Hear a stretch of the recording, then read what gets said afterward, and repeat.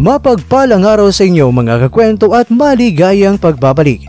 Unified Bantamweight Champion na si Naoya Inoue sinimula na ang kanyang pag-iinsayo para sa paparating na laban niya kontra sa WBO Bantamweight Champion na si Paul Butler. Canelo Alvarez, binanata na naman itong si Ryan Garcia. Gervonta Tank Davis, hindi pa raw kaya ni Garcia na talunin. Gennady Golovkin, sa wakas bumanata rin kay Canelo Alvarez. Yan po ang mga nilalaman ng ating kwentuhan, kaya tara, kwentuhan na!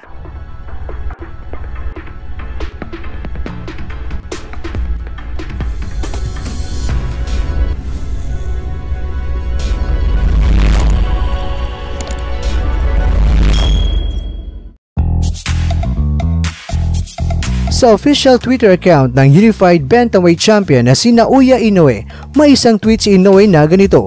Kung sa wikang Ingles mga kakwento ay ganito ang sinasabi, after 3 weeks of rest, practice resumes from today. Ayan na mga kakwento, umarangkada na naman ang halimaw sa kanyang pag-iinsayo o sa kanyang paghahanda dahil atat na siyang makaharap itong 33 taong gulang na si Champ Butler. Dahil para sa 29 na taong gulang na si Inoue, wala nang ibang makakapigil pa sa kanyang gagawin na hakbang para maging undisputed Bantamweight Champion bago pa man magtapos ang taong 2022.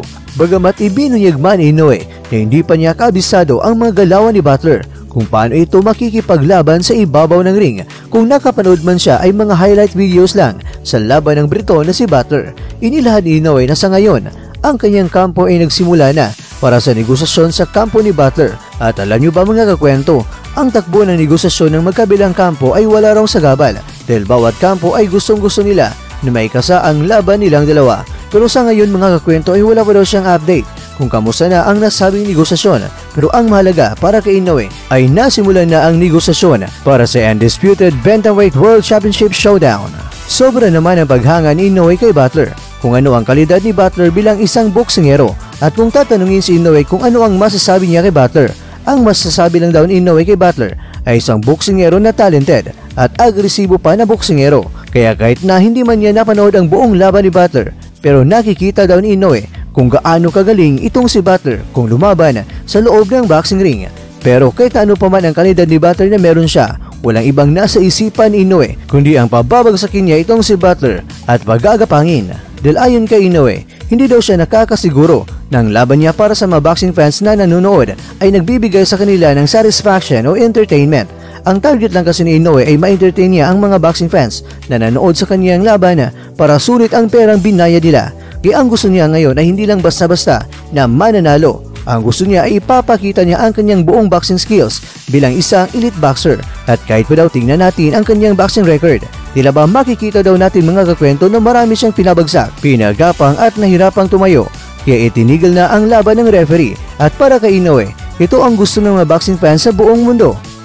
Mga kakwento, ating panoorin ngayon mga kakwento ang mga short videos na kung saan ito ay parte ng paghahanda o workout ni Naoya Inoue bilang paghahanda niya para sa darating niya na laban kontra sa Englishman.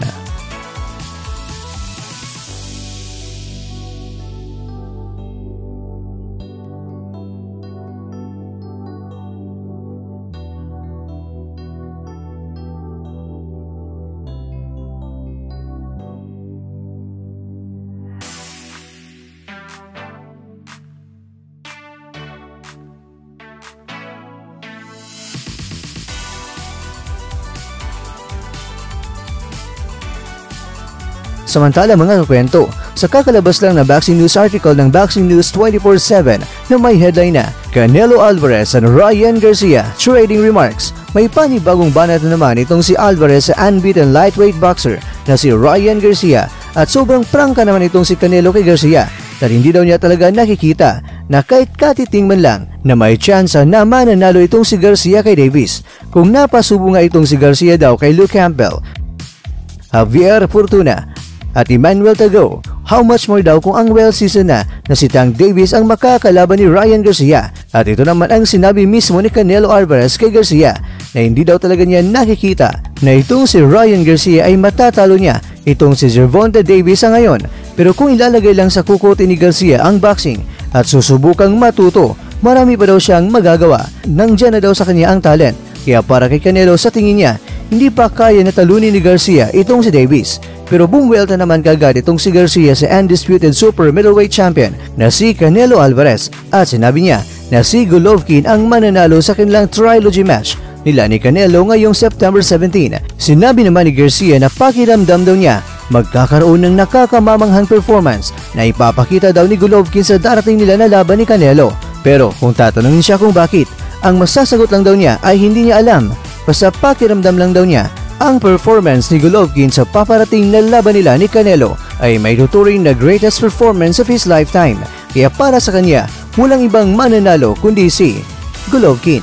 Pero bumanat naman itong si Golovkin kay Canelo na hindi niya kailangan lalabanan pa niya si Canelo bago siya magretiro. Marami na daw siyang nagawa at narating bilang boksingero sa kasaysayan ng boxing. Kaya kung gusto na niyang magretiro ay pwede na kahit na hindi pa may kasa ang laban nila ni Canelo Alvarez.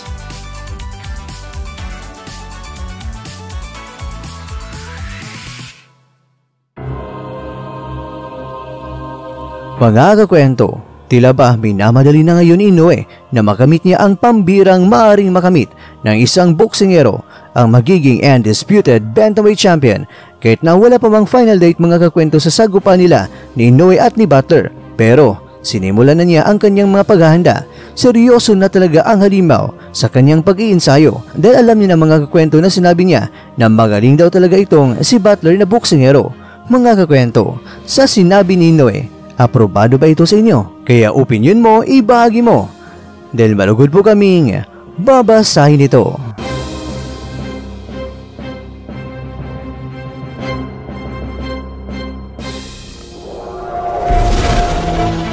At dyan ang tatapos ang ating kwento.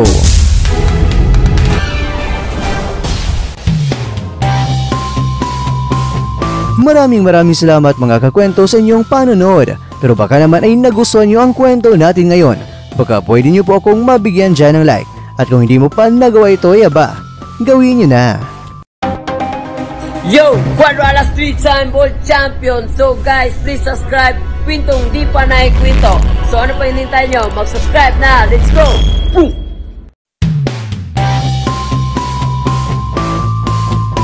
Pero bago tayo magtatapos sa mga kakwento ay shoutout muna tayo dyan sa ating mga kakwento. Kay kakwentong Renato Virgin, kay kakwentong Victor Abu-Abu, kay kakwentong Mon Wadzil, at ikaw kakwentong nanonood ngayon, shoutout sa iyo dyan. Bueno, hanggang dito lang po muna ang ating kwentuhan at abangan nyo lang po ang ating susunod na video. At dito lang po yan sa isang channel na kung saan maaaring ito'y mga kwentong di pa na kwento sa inyo.